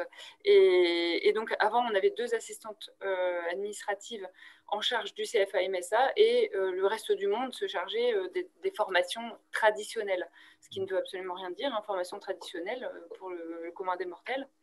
Mais bon, ça parlait à tout le monde ici. Et donc, en fait, l'idée, c'est que la mixité et de renforcer la polyvalence au sein de l'ensemble des agents, en fait. C'est ça. Mais par rapport à toutes les exigences qu'a France Compétences sur les contrats, excuse-moi Loïc de te couper, hein, parce que c'est dans la même veine, parce que France Compétences, il te demande un certain nombre de choses à remonter là. Quand tu as 1 ou 2 apprentis par formation, c'est d'une complexité monstrueuse, j'imagine. Non, ça va. Oh, tu as un bon chef du service financier. Oui. Il faut que je change mon chef de service financier, ça va être ça. non, mais non, ça va. Après, c'est vrai qu'il faut bien flécher et savoir retrouver nos petits, quoi, entre guillemets. Okay. Il faut avoir un suivi rigoureux. Mais par contre, il y a quand même une spécificité qu'on a conservée. Donc là, à cette rentrée, puisque je suis arrivée, c'était comme ça, l'apprentissage était, d'un point de vue administratif, géré par 2 personnes. Et à la rentrée prochaine, le suivi des apprenants, la quotidienneté, en fait, sera partagé par tous en fait. Par contre, j'aurai 2 personnes qui sont vraiment expertes sur les conventions de formation et donc qui auront un peu un pic d'activité en début d'année parce que là, faut pas se louper quoi, en fait. Et comme c'est un peu particulier, j'ai préféré centraliser quand même cette expertise sur 2 personnes. Alors, nous, sur les études que nous on a pu faire en interne, d'abord je vous rejoins sur le fait que la mixité des publics, elle pose problème pour la gestion, elle peut poser problème pour la gestion, mais elle doit surtout être complètement indolore et inodore pour l'alternant. Donc, le but, il est là. Donc, il faut, nous, comme tous, être attachés à l'égalité de traitement, on va dire, hein, quel que soit le statut pour le jeune qui rentre en formation. Pas évident, hein, parce que quand vous avez des aides à l'apprentissage à hauteur de 500 € et que celui qui est sur un financement perso déjà où il a des grosses difficultés, et lui, il n'a pas d'aide, voilà, nous, on essaie de travailler sur un fonds d'aide spécifique à des gens pour qu'ils puissent avoir les mêmes retombées que ceux qui ont à l'apprentissage. Et vous faites comment, du coup ? Des fois, on a créé un fonds de soutien, hein, tout simplement, voilà, en fonds propres. Ça fait partie aussi, puisque avant les CFA ne pouvaient pas faire de bénéfices, pour faire simple. Maintenant, aujourd'hui, c'est autorisé. Mais une partie de ces bénéfices, elle sert à alimenter ce fonds-là. Et après, c'est sur décision du conseil d'administration de l'établissement, hein, sur on a ça, ainsi de suite. Voilà. On essaye de ne pas avoir de différence parce qu'on s'aperçoit qu'aujourd'hui, alors ce n'est pas une critique, je serais bien mal placé pour critiquer, mais c'est ceux qui sont le plus aidés qui ont toujours plus d'aide. Et les autres qui sont le moins aidés, ils ont de moins en moins d'aide. Donc, voilà. Aujourd'hui, se lancer dans une formation sportive en financement perso, faut avoir les reins solides un peu quand même pour une personne, hein, ça coûte cher. Hein, donc voilà, c'est des choses auxquelles on essaie d'être vigilant sur le traitement, on va dire. Après, nous, on a fait des calculs, on est en plein là-dedans, hein, justement, par rapport à la gestion de la convention, l'accompagnement, la gestion du contrat, à une personne qui fait que ça, hein, dont c'est le métier, elle est capable aujourd'hui chez nous de gérer environ 175 contrats. Voilà, en ETP. Voilà. Donc, alors là, contrat tout type, hein, pas que contrat d'apprentissage. Transition pro, enfin tout, hein, tout y passe. Donc, voilà. Donc, ça veut dire que on a 1360 alternants Et normalement, si on arrive à faire la division, on sait le nombre de personnes qu'il nous faut pour arriver à gérer l'établissement. Ce sont les mêmes personnes qui font le suivi administratif et la planification? Ah non, ça c'est que pour le suivi administratif. Après, la relation UFA, la relation pédagogique, et ainsi de suite, on a là aussi fait des recherches, des études chiffrées, parce qu'à un moment, on est obligé d'y venir, hein, tout simplement. Voilà, il faut savoir combien de temps on passe à faire telle chose. On est à peu près sur une personne est capable de gérer 6 unités de formation qui portent 3 formations différentes. D'accord ? Aujourd'hui, c'est le calcul, mais chez nous, ça n'arrive plus. Nos unités de formation, elles ne sont jamais à 3, la plupart sont à beaucoup plus. Voilà. Donc, mais on est sur ce calcul-là. Voilà. Alors, après, on a, comme je vous l'ai dit tout à l'heure, on a différents types de partenariats. Hein. La gestion pédagogique des formations du CREPS, elle appartient au CREPS. Donc là-dessus, voilà, on fait, voilà, ils ne sont pas traités les établissements. Puisque nous, on couvre du niveau 3 au niveau 7, voilà. On n'a pas le même lien. Il y a les liens où on a, ce que je disais tout à l'heure, l'habilitation et la mise en œuvre pédagogique, et puis il y a celle-là où on ne porte que les contrats d'apprentissage. Voilà. Ce n'est pas du tout les mêmes services. Donc, ça veut dire qu'en termes de gestion du contrat, ça, là, oui, c'est pareil pour tous. Par contre, en termes de gestion pédagogique et d'orientation pédagogique, c'est différent. Ce n'est pas les mêmes besoins. Donc là, on est sur on a environ on a une 50aine de partenaires, on a une 20aine dont on porte les habilitations, à peu près, là, on fait un peu plus. Donc, vous voyez, ça nous fait là aussi, les divisions sont vite faites pour savoir combien il nous faut de personnel, quoi, tout simplement. Voilà. Ça me vaut des discussions avec mon directeur, hein. Il ne dit pas oui à tout, hein, je vous rassure, il n'est pas là, mais Thierry le connaît bien et on discute beaucoup. Voilà.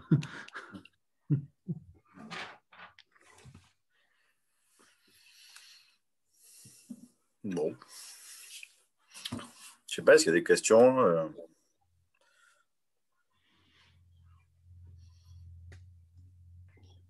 Bonjour à tous. Est-ce que vous m'entendez? Oui, très bien. Oui, bonjour. Je suis désolée, je me présente. Lucille Richard, je suis chargée de développement de l'apprentissage au CREPS de Poitiers. Je suis arrivée en cours de table ronde, alors je n'ai pas eu l'occasion de me présenter. Je voulais intervenir peut-être sur la question des ressources humaines dédiées au CFA pour donner l'exemple du CREPS de Poitiers. Le CREPS de Poitiers, il s'est constitué CFA il y a 1 an maintenant, donc on arrive presque au terme de notre première année d'apprentissage. On porte près de 140 contrats.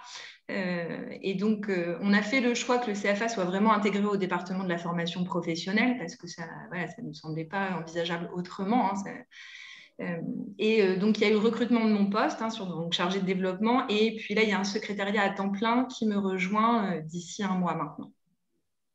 Voilà comment on est équipé.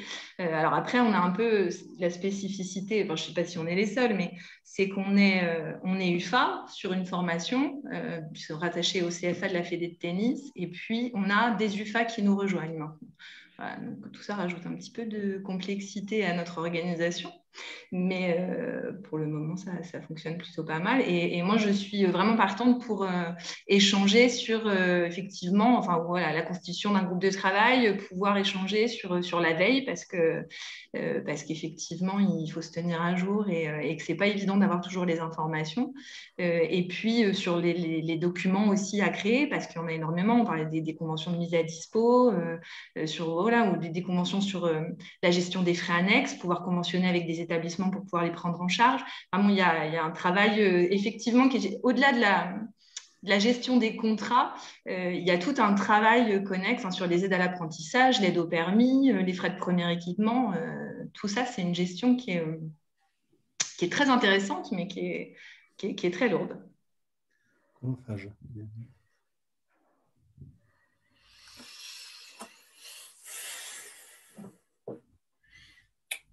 Et pour ajouter à la difficulté, nous, notre responsable facturation, il a quitté le poste au moment de la mise en œuvre de la réforme. Donc, on nous a un peu secoué. Hein, voilà. Ça va être un sacré cadeau. Ouais, voilà. Il s'est rapproché de Thierry vers là-bas, il est allé, je sais pas, dans des comptes très bizarres. Donc, je sais pas. Voilà. Donc, mais après, il y a une certaine linéarité, une clarté aussi, moi je dis franchement dans le cadre de la réforme, sur le financement de la formation pour apprentissage. Voilà, c'est ce que permet cette réforme-là quand même. Quand vous avez qu'on soit, nous on avait un savoir-faire sur la capacité de collecte de taxes, il n'empêche que là aujourd'hui un contrat, on sait combien il coûte, on sait ce qu'on peut investir, ainsi de suite. C'est quand même plus facile aussi d'essayer de faire des budgets prévisionnels, de se projeter dans l'avenir. Ça c'est quand même intéressant. Après, on entend des bruits, nous, qui nous font un peu, où on est vigilants, c'est l'écrêtement des contrats. Voilà. On nous dit que de même, tout contrat de formation sportive de niveau 4, il est à 6 000 € point barre. Voilà, par exemple, comment ça va fonctionner. Enfin, voilà, des choses auxquelles on est vigilant et qu'on n'anticipe pas parce qu'on ne veut pas en faire l'avenir, mais on prend en compte dans nos réflexions dont vous parliez tout à l'heure, notamment sur le fait d'être CFA ou UFA. Voilà, c'est des choses qui sont aussi... il y a une veille par rapport à la loi et à son évolution qui est très importante et qui nécessite aussi un investissement de la part du CFA ou de l'UFA. Et par contre, vous évoquez la taxe d'apprentissage qui était auparavant une ressource quand même assez conséquente. En tout cas, ici, c'était le cas. Je ne sais pas, vous, si vous avez fait mené une campagne justement pour collecter les 13% en fait auprès de libératoire, oui. D'entreprises partenaires, mais c'est difficile quand même. C'est difficile parce qu'elles sont pas. Là aussi, ça n'a pas été très très bien expliqué. Hein. Voilà. Donc les modes de paiement, les modalités de paiement n'ont pas été suivies. Mais là, pareil, même chose que précédemment évoqué. On a une personne dédiée au solde libératoire et à sa collecte. Voilà. Elle fait que ça. Elle fait que ça. Voilà. Elle fait que ça. Et franchement, elle a du boulot parce qu'entre le moment de la collecte qui est intense, où là, le service est un peu alimenté par les personnes qui savent, parce qu'il y a un fort lien avec la facturation, le reste de l'année, elle entretient le réseau, hein, voilà, par rapport à ça, et ça prend un temps fou, quoi. Et sans indiscrétion, ça va être indiscret, je crois. Ça va être indiscret. Dites-moi. Elle couvre son salaire, au moins. Je veux dire. Ben, si Thierry connaît la maison, hein, si la personne ne couvrait pas son salaire, elle ne serait pas sur ça. Ça, c'est clair. Ouais, donc voilà. Ça vaut beaucoup. Voilà. Nous, c'était ça. Alors, dans l'histoire du CFA, hein, la taxe d'apprentissage, c'était notre seul moyen de financement. C'était un accord entre la région et le CFA à sa création. Vous montez un CFA, par contre, on ne vous aide pas, grosso modo, financièrement parlant. Donc, du coup, la taxe d'apprentissage était notre seul moyen de financement. Donc, on avait un savoir-faire et des relations avec le monde employeur et structure entreprise fortes pour pouvoir mettre en place cela. Voilà. Okay. Compléter ce que dit Régis, moi, quand j'ai monté le CFA à La Réunion, on fonctionnait déjà sur la collecte de la taxe et on a procédé au basculement sur les coûts contrats quand la loi a été mise en œuvre. C'était déjà compliqué sur la collecte de la taxe, surtout dans des DOM, hein, où l'apprentissage était très, très peu développé. Et il a fallu... moi, j'ai commencé avec une assistante administrative. Moi, j'ai été mis à disposition par le CREPS pendant une journée, mon temps de travail, qui s'est vite soldé par 100% de mon temps de travail, pour pouvoir mettre en place cette structure-là. Et je l'ai montée en 10 mois. Alors, 100% de temps de travail, temps en réunion ou temps ouais, ça suffit. Tu collectais, ta collecte, elle était où? Elle était côté ouest du côté Charette? Ouais, en fait, pour être plus sérieux, la collecte, on l'avait fait en compagnie du CFA de Bourgogne avec leurs outils. Mais c'était nous qui faisions la démarche auprès des entreprises et on a collecté essentiellement ces entreprises réunionnaises, mais pour lesquelles la majeure partie des sièges sociaux sont en métropole. Donc, je ne vous dis pas la complexité du truc, hein, parce que souvent, ils te disent, ouais, on va vous donner la taxe, mais il faut appeler Monsieur Dupont qui est à Paris, quoi. Et puis, à Paris, tu as déjà les CFA métropolitains qui sont venus taper aux portes. Malgré tout, on s'en est sorti. Hein. On a quand même réussi à faire des choses. Et je vous dis, maintenant, quand je suis parti en 2019, le CFA avait 4 salariés et maintenant ils sont 5 et ils viennent d'embaucher une 6e personne et ils ont plus de 170 apprentis. Et ils fonctionnent beaucoup avec des collectivités territoriales maintenant. Voilà. Tu parles, Thierry, tu parles donc tout seul et après avec une aide, mais donc 10 mois de travail pour monter le CFA. Oui. Lucille, seul. Ouais, seul. Ouais.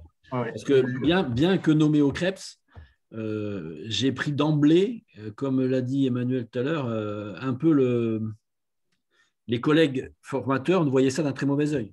Parce qu'en fait, ça allait leur prendre un peu la place du truc, etc. Et bon, moi, j'ai fait mon truc dans mon coin. Hein. La direction était un peu éloignée de ce truc-là. Elle m'a laissé carte blanche. Et quand ils ont vu que ça marchait bien, ils ont dit « c'est intéressant ça, on va peut-être reprendre le truc dans notre giron ». Mais pour l'instant, c'est toujours un CFA privé qui fonctionne, qui est hébergé au sein du CREPS via une convention. Mais je sais qu'actuellement, il y a des vrais soucis parce que, bien entendu, eux, ils se sont développés. Hein. Le CFA, il s'est développé.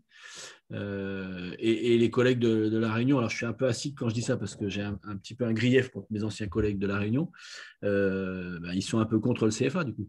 Et ils en sont maintenant au point, enfin, les collègues de CFA, d'envisager de quitter le CREPS pour être autonome totalement et avoir un local qui leur appartient, etc. Parce que là, bon, moi, ce que j'avais négocié avec le CREPS de La Réunion, c'était une mise à disposition, moyennant un loyer très modique de salles pour pouvoir fonctionner en tant qu'administratif. Et puis, on s'appuyait sur les formations du CREPS. Donc, du coup, les apprentis étaient intégrés dans les formations du CREPS. Donc, grosso modo, ça ramenait un billet de 100 à 120 000 euros par an au CREPS garanti, quoi. Et là, vu la montée exponentielle des demandes d'apprentissage sur l'île, ils ont changé de voilure, ils sont beaucoup plus nombreux. Et en plus, j'avais fait attention de faire bien une séparation entre les formations sport qui étaient portées par le CREPS et on avait dit on s'oriente plutôt sur les formations jeunesse pour ne pas être concurrentiel. Et là, c'est exponentiel. Ils ont 5 CPGEPS, 3 BP loisirs tout public, et ils ont de la demande en APT, ils ont une demande sur un titre affilié professionnel sur animateur loisirs sportifs. Enfin, tu vois, il y a plein de trucs qui sont en train de se développer. Sauf que le CREPS voit ça d'un très mauvais œil. Parce que, bien entendu, ça leur fait de l'ombre. Alors qu'ils auraient tout intérêt à travailler ensemble. Surtout sur l'île de La Réunion, qui est gros comme un département de la Côte d'Or. Enfin, tu vois, c'est pas... C'est des territoires où s'il n'y a pas de synergie entre les organismes, ça met en danger tout le système. Moi, pour témoigner par rapport à ce que je vis avec le CFA de Rhône-Alpes, en fait, je n'ai aucune relation avec le CFA de Rhône-Alpes. Quand je les appelle, je tombe sur un répondeur qui me dit « on vous rappellera ». J'attends toujours les appels téléphoniques. Il ne me dit jamais quand est-ce qu'il te rappelle. Et quand tu as une question, tu te démerdes. Alors ça va, je connais un petit peu le monde de l'apprentissage, donc je me débrouille. Mais on n'a aucun soutien. Et quand ils t'envoient la facture, tu te dis « ah oui, quand même, c'est quand même pas mal. Oui. » Donc, c'est pour ça que moi, j'ai qu'une envie, c'est de me barrer de ces CFA qui, pour moi, ne sert à rien. Voilà. Donc, on est en train de réfléchir à si on ne va pas monter notre CFA ou si on va se rattacher à un CFA existant. On verra bien. Voilà, on est en pleine réflexion actuellement. Oui, mais c'est bien à la fois la stratégie de l'établissement par rapport à l'offre de formation. J'en reviens encore un peu là-dessus. Et puis après, les modalités de chaque territoire qui vont faire la relation de Fred avec Formapi, elle n'est pas la même que nous ici avec le CFA. La situation d'Emmanuel, elle n'est pas la même non plus. Et au regard du nombre d'apprentis avec le réseau d'employeurs, mouvements sportifs et autres, etc. et tout, c'est tout ça. Et la stratégie, elle est aussi, en tant qu'établissement public, de pouvoir couvrir une offre et avoir une certaine politique et stratégie de l'établissement dans son territoire. Donc, ce qui est sûr, c'est que c'est pour ça que je te pose la question aussi du temps, parce que l'investissement, les équipes, la montée en compétences, le secteur particulier, etc. et tout, il faut se l'approprier et il faut travailler là-dessus comme un vrai projet. Et c'est pour ça qu'il y a tout ça qui est à envisager. Pour se sortir effectivement peut-être, en tout cas personnellement, d'une situation qui, à un moment donné, je pense, qui nous freine et qui nous limite. Et pour laquelle maintenant, à la fois, la région n'a plus trop son mot à dire là-dessus, et on se retrouve dans une situation, alors avec la région, on est vraiment très, on va dire, fusionnel au-delà du travail, au-delà de l'appartenance aujourd'hui des établissements, mais on a un vrai travail super concerté, très très proche avec la région, qui pour le coup, notre situation d'UFA nous empêche de mettre certains trucs en place. Je te confirme parce que moi, quand j'ai embauché la première personne à La Réunion, c'était une espèce de comptabilité. Mais par contre, elle ne connaissait rien à l'apprentissage. L'avantage, c'est qu'elle était très curieuse. Moi, je l'ai embauchée 4 mois avant l'ouverture du CFA.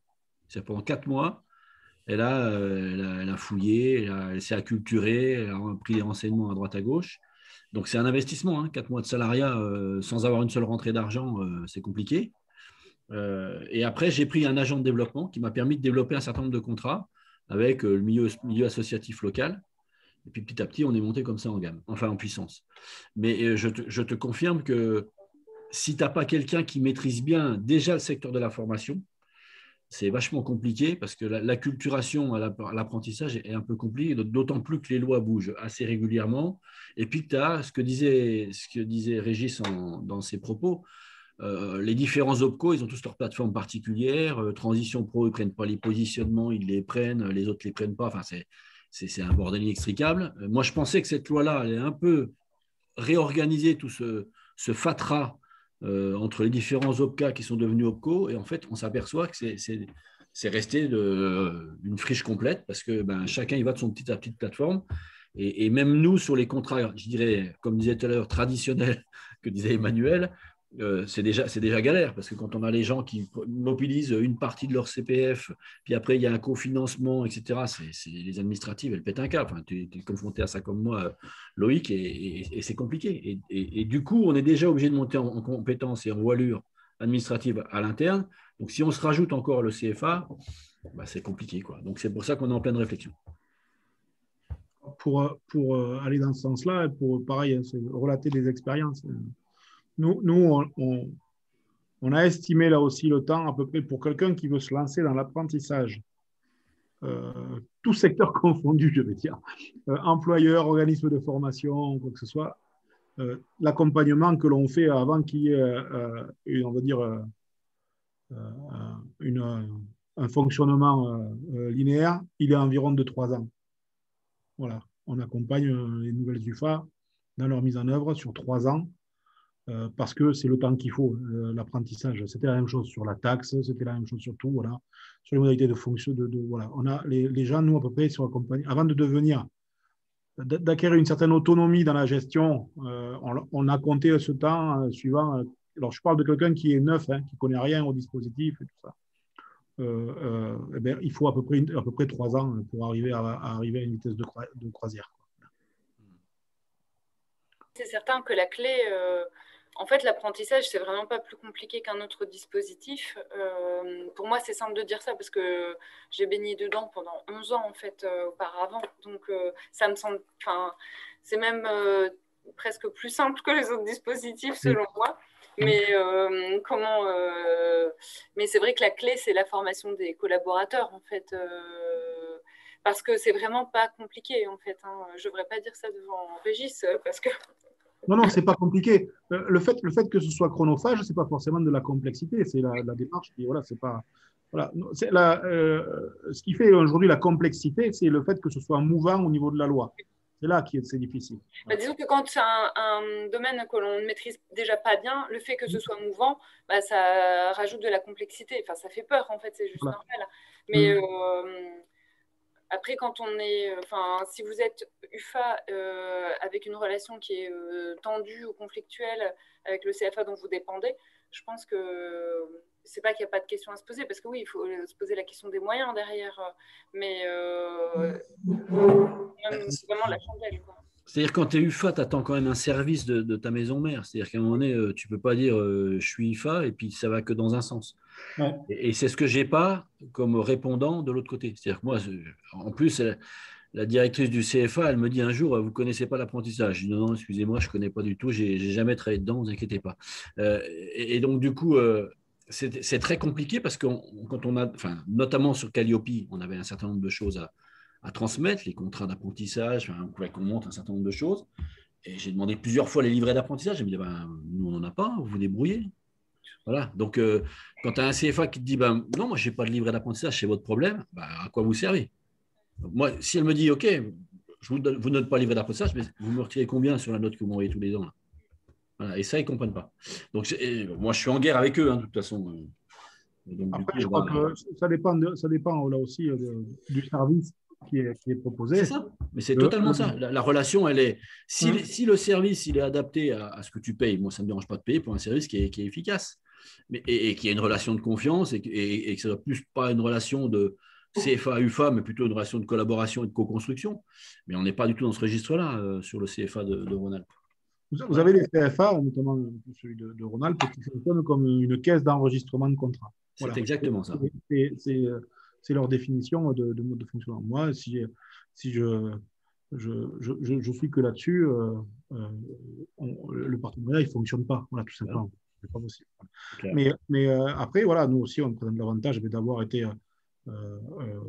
proche de la région, fait des services avec des RJS, avec Thierry, lorsqu'on travaillait, de travailler avec Fred depuis longtemps, en fait, de se connaître facilement et d'avoir cette relation aussi, je veux dire, de confiance et sportive, dans le sens où si des fois on a besoin de se dire les choses, on se chope, on se les dit et puis on essaie de régler le problème. C'est vrai que les relations, c'est plus facile quand on se connaît.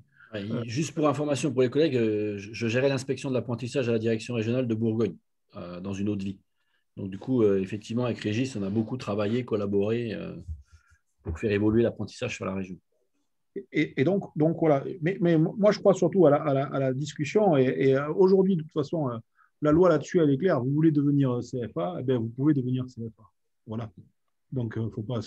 Après, vous pouvez. C'est le pouvez. C'est vous qui devez définir si vous le pouvez ou pas, tout simplement. Mais en termes d'organisation, il y a humain, financier, ainsi de suite. Voilà. Là, avant, on avait ce contrôle de la région sur la possibilité de monter ou pas des choses. Il a disparu. Voilà. Il a disparu. Ce qui fait que les CFA aussi sont plus sur un champ concurrentiel au niveau national. Voilà. Mais c'est la loi qui est comme ça. Et il faut juste l'appréhender dans la réflexion. Voilà. C'est des choix. Voilà. Il faut pas avoir l'air surpris quand on peut pas avoir l'air surpris quand une UFA veut avoir son indépendance. On peut pas avoir l'air surpris quand on voit un CFA se monter en face de chez nous et faire les offusquer alors qu'on fait la même chose ailleurs. En fait, c'est la loi de la concurrence. Voilà. C'est des choses mais il faut l'avoir en tête. Après, on peut très bien dire aussi avant, je suis sollicité par un tel, est-ce que toi tu fais ou pas? Enfin, voilà, il y a des réseaux dont le CFA Occitanie fait aussi partie à travers la Fédération nationale des CFA. Enfin, il y a des choses qui existent pour les échanges. Voilà. Il faut profiter de ces réseaux-là, comme ce que vous parliez tout à l'heure entre vous sur la mise en place d'un réseau CFA CREPS, on va dire, ou mise en place d'une commission de réflexion CFA CREPS. Voilà. Pour arriver à bien s'organiser, on ne peut pas rester aujourd'hui sur son CFA ou son UFA. Il faut discuter avec l'extérieur. C'est important, je crois. Parce qu'on peut trouver des accords pour tout le monde, malgré les différences de fonctionnement. Bon, on a peut-être fait le tour, là, non? Je pense. Fred. J'ai l'impression qu'il y a pas mal de sujets qui ont été évoqués, partagés. Je remercie chacune et chacun de vos témoignages. La table ronde, elle a un petit peu évolué de l'esprit de départ, puisqu'en fait, chacun a pu faire partager son expérience, et c'était plutôt intéressant.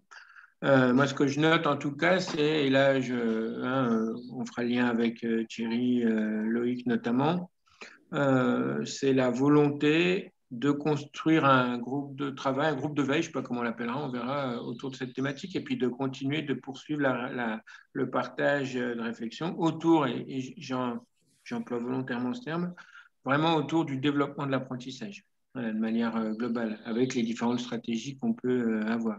Loïc, je propose qu'on fasse un petit retour au CPDE et qu'on en reparle lors de notre regroupement à Dijon, là, puisqu'on a un regroupement je sais. Fin juin. Oui, c'est de toute façon dans les éléments, ça avait été abordé, on avait rencontré la fédération, tu n'étais pas arrivé encore sur le CPDE de Bordeaux, ça fait 2 ans et demi par là, on avait rencontré la fédération, hein, le vice-président je crois, des CFA, donc sur le CPDE, on avait échangé un peu là-dessus. Après, bon, il y a eu d'autres préoccupations de nos établissements sur d'autres sujets qui sont encore d'actualité un peu complexes.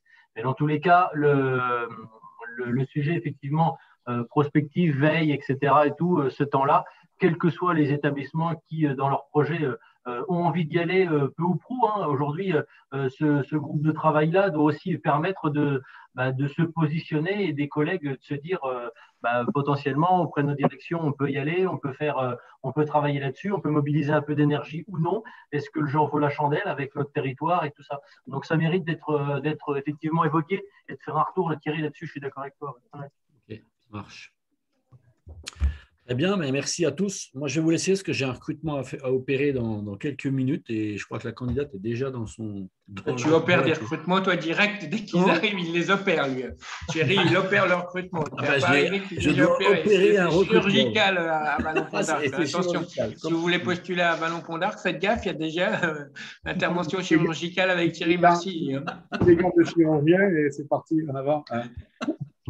Bon, en tout cas, merci à tous. Il y aura le replay comme d'habitude, les perspectives qu'on a évoquées. Puis je vous donne rendez-vous parce que j'ai vu que certaines et certains parmi vous étaient inscrits la semaine prochaine pour découvrir Geniali. Voilà, merci à tous. Merci beaucoup. Merci encore. Merci beaucoup, Régis. Bonne fin de journée. Merci, Régis, pour tes interventions. Merci beaucoup. Cool.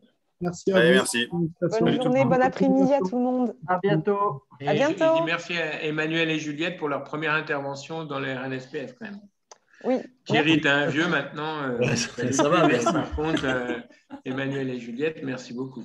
Pour ça aussi, il est vieux. Merci à vous. Bonne journée, Thierry. Allez, ciao à tous. Au revoir. À bientôt, au revoir. Salut.